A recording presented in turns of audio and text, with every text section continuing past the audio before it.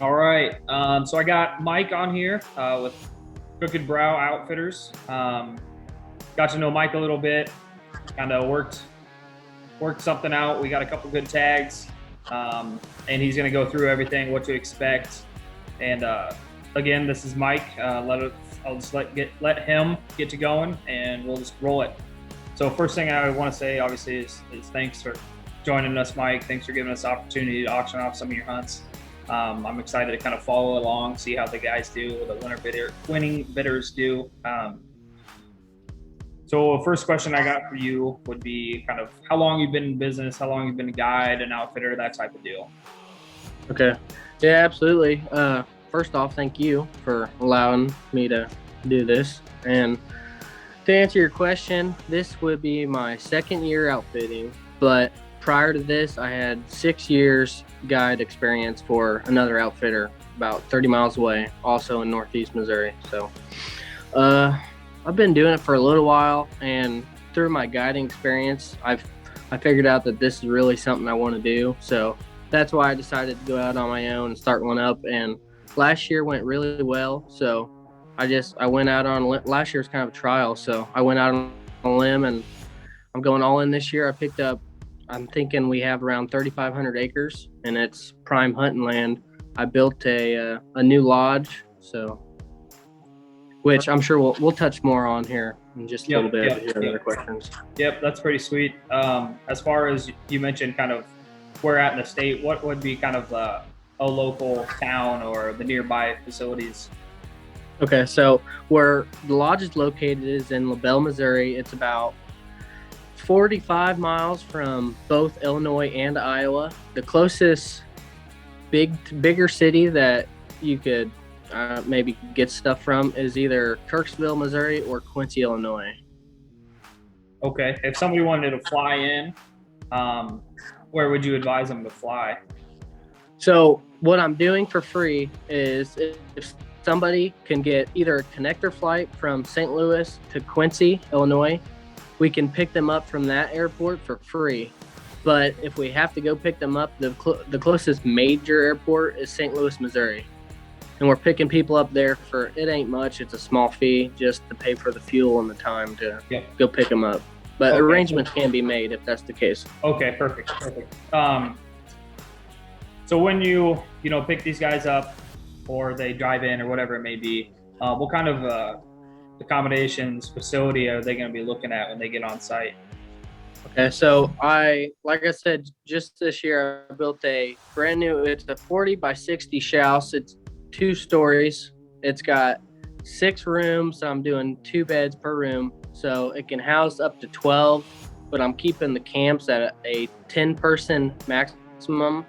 And like I said, it's 10 people and you're hunting over 3,500 acres. So you're going to have plenty of hunting to go around. And go ahead. Sorry. I'm sorry. I was just saying, there's 3 bathrooms as well in the lodge, so there's plenty, and they'll get up in the mornings to get ready. There's plenty of room to do that in the evenings, whatever. Big kitchen, big dining room. So awesome. And that's another thing. Every evening, we're going to have a big home cooked meal for you guys after you get done hunting. So, okay, so that's something that's kind of included is the evening meals or all meals? So all meals are included. So here's your typical day. We'll wake up, the guys can get coffee, grab a quick breakfast. There's going to be cereal, donuts, whatever. Yeah. They grab that. And then we'll have pre-made lunches for the stand. They can either take lunches if they want to hunt all day to the stand, a couple sandwiches, whether it be ham sandwich, turkey sandwich, peanut butter jelly, whatever. Or if they want to come back, that's fine. They can leave it in the fridge and they can eat it when they come back to camp at mid-afternoon. So that's your lunch.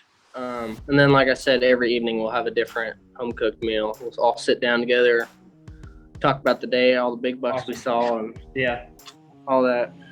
What about what kind of stands are they talking? Are we talking, ladder stands? Are we in blinds? Spot and stock is a kind of a mix throughout the year. Will you kind of walk me through from October clear through the end of the season? Yep, absolutely. Most of the early season guys, early as in October 26th through the 30th, that's my first hunt. They're going to be looking at mostly all ladder stands. And not only they're the really nice ladder stands. They're called trophy tree stands. It's like mesh seating, very Yep. comfortable. And as well, they're going to hook onto a lifeline. So safe from the time they leave the ground to the top and from the top back to the ground. So, and as for the rifle guys, there will be some in condo blinds, and same with muzzleloader. So the condo blinds, there's heater in them and all that. So seats, it's Cadillac. Catch Right. me out for them guys. Yeah. Nope. That sounds perfect. I mean, you definitely hit most of my questions.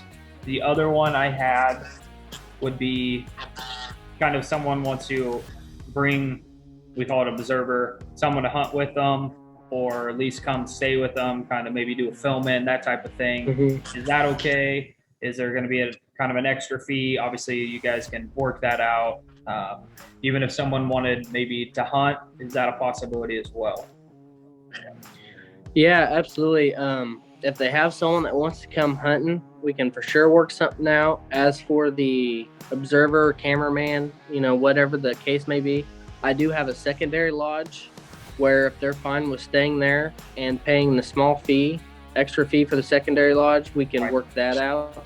Perfect. The reason why I can't do it for the main lodge is because, like I said earlier, usually I just have enough beds for the hunters. Mm-hmm. So if I let someone bring a observer or whatever and they're not a hunter, it's taken away from having an extra hunter. Yep. Nope, that makes sense. But yeah, like I said, we can work something out if that's something that they're interested in. Awesome. No, I mean that definitely hit everything that I would ask, kind of as a hunter. Is there anything that you get asked often that maybe I missed or? Yeah, so you're not going to have the same guide every day, I'll say that.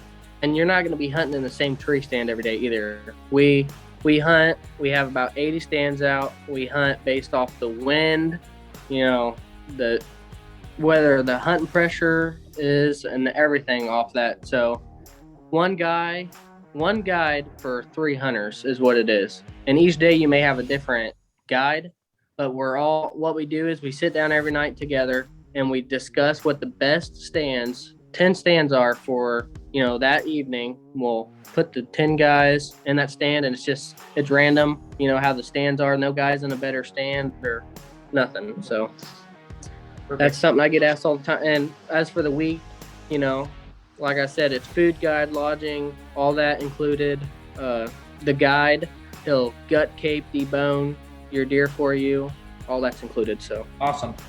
Yeah. Just come, have fun, and kill the deer. That sounds pretty much like definitely a heck of a gig. I'm pretty jealous of the winners for sure. I might have to come down and at least see the facilities or something like that. So no, absolutely. I think it's an awesome opportunity for not one individual, multiple individuals, because there's going to be a handful of opportunities here. So nope, that's all I got. And again, thanks for being a part of this and giving us the opportunity to advertise for you and hopefully get some guys up there and shoot some butts. Yeah, absolutely. I thank you. No problem. Thank you. See ya.